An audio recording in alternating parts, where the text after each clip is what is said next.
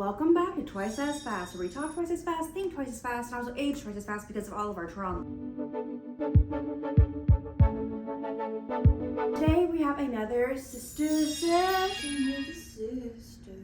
If you're new here, sister sessions are where we talk about what it's like to come out late in life as queer, our first girl dates, our first relationship, being neurodivergent, yada yada, but also leaving corporate America, which I haven't gotten into much here because that's kind of my PTSD and I don't want to think about it. That is what has got us here.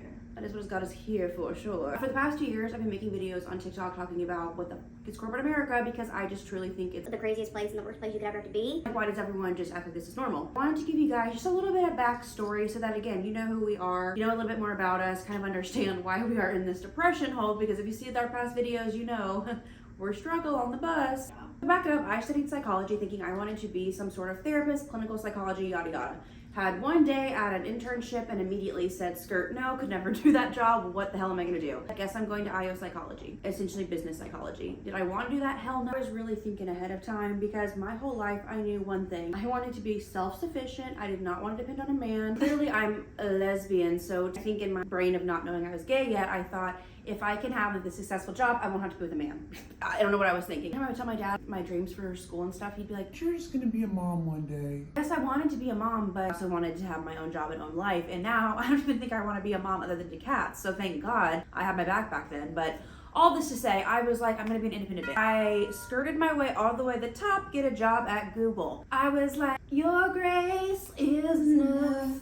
I never had any thoughts about leaving corporate America. I thought I'm gonna stay at Google until I die because it was just kiss. I did feel pretty stupid there, but I was like, I will just pretend that I know what I'm doing because the benefits were crazy because I had already gotten that job and I didn't know people that had been laid off. Our parents didn't work in corporate America, so I never saw layoffs. I just didn't even think that could be an option. Until one day, 9 months in, I go to bed. So I wake up and I'm getting this phone call from my old boss. And I'm like, She would never call me at 5 a.m. She's like, hey, you need to check your email. I'm like, okay, it's not in my email. Thank God. I go to my computer, I'm locked out. Go back to my email, check my junk folder. Mary, we no longer have a job for you at Google. I didn't know that I was even neurodivergent at this point. I never experienced something that life-changing and security erasing. I felt like I was dying. Not to be dramatic, but I was so dramatic. I was dramatic. And the thing is, after I moved here and got that job, I'll be honest, someone did need to knock me down a pedestal because I was just so confident. As you should have been. Well, you shouldn't base your confidence on your job because then when I lost it, all confidence gone. Ruined me. In a way it shouldn't have, in a way that I wish I could almost have never gotten that job because it just tanked me. I was literally at my wit's end. Finally find this job at a company that I never heard of. They are very much up and coming now, unfortunately. I see the reminders of them constantly. I had a bad feeling. I was picking up on things. It was $20,000 more than I'd been making, which to me at that point I was like, I am broke as a joke. Of course I'm taking it, and it was remote. Almost immediately I knew I made a terrible decision because at my first offsite, the tension in that room, could cut it with a knife. While I was there, I had the lowest confidence because, like I said, I was new still kind of to being in non-HR. Google, they really held my hand. I was not doing all that much. It makes sense that I was cut, but yada yada. Just so much drama. Insane drama. The two people that were on my team that led the teams could not get along. Their boss went into his therapist, asked for an assignment to how to get the team to work better together. That's not normal. Then that boss gets laid off. Why? Oh, because the other boss who hated her schemed to get her laid off. Now I'm stuck there with this manager that I said if I ever had to work with, I would jump off the balcony. She became my manager, and at that point I said, I have no confidence. This lady's crazy. I'm realizing I'm autistic. My mom still has cancer. When I say I lost my mind, you can attest. Mine was lost. Let me paint a picture because my mind was lost too in a different way. My job was not good at the time either. So I'd get home, oh hey. It's a really bad day. I would be like, there's no hope. Literally, I don't want to be here. There's no hope. I can't get out of here. When am I gonna apply for a job? Everybody's so mean. What's wrong with me? Da, da, da, da. For an hour. And then I'd be crying and then I'd be in a coma. And then I'd wake up and I'd say, good morning, does everyone have their notes for the call today? And then I'd get off work and we do it all again. The good thing was because I was so miserable, I turned to TikTok to have a place to literally just vent. Was I terrified that they were gonna see it? Yeah, and some of them did, and that's fine, I guess. You can't think about that all spiral. I knew I had to work really hard so I wouldn't get laid off. I had the psycho manager, and then because I was so burnt out, I was starting to decline, which I've talked about in my How Corporate America Killed Me Being Neurodivergent video. I would try to interview, but I would not be able to talk. I would just forget things. My brain was all over the place. Also because I was getting on calls with my mom's doctors and then getting on an interview and then going to a meeting. I don't know who I was. I just was not a person. And I'm still not really a person, but that person was posting on TikTok a good bit, and I would get really discouraged because I put so much effort into this. I'm so burnt out. The thing I could think of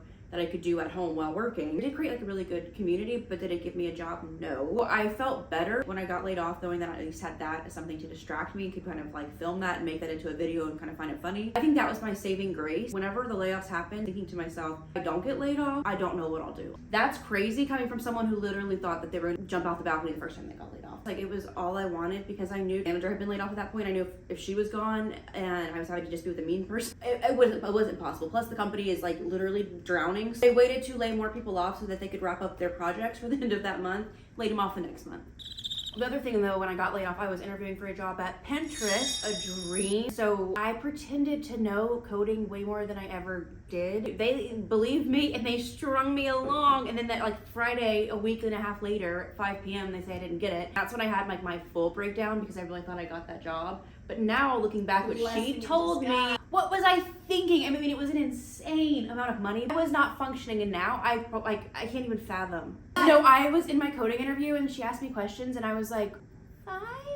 Is that your final answer? And I was like, 7. I knew nothing. And then I tried to go to ChatGPT I was like, I knew I failed that, but the rest of it, I knocked it out the park. It's a 50-50, but like if I'd gotten that job, what would I don't know what to do. Sometimes it's like fake it till you make it, but sometimes it's like, let's not fake it that much because you're not gonna be able to make it once you're there. All I'm saying. Now I don't know what I'm gonna do, but the things that I would want to take off, it's gonna take time, and that's not something that I'm normally good about, but practicing patience. But then this morning, she was like, you can just get a part-time job at like an art gallery or just find something so that you can live paycheck to paycheck so we're not dipping into your savings. That gave me a lot of peace. Even if I worked at a little apothecary or something. It was very intimidating to me, and like I can't even really begin to think how I would start that, but I have her to help me. It makes me feel like life is worth living in a sense because I know I worked this hard so that I could have time to give myself a break while it's exploring my interests, getting back to what would make younger me happy, and it's gonna be the growing pains, which sucks because it's freaking hard, but I'm excited. I'm just excited for you to explore something artsy, something fun.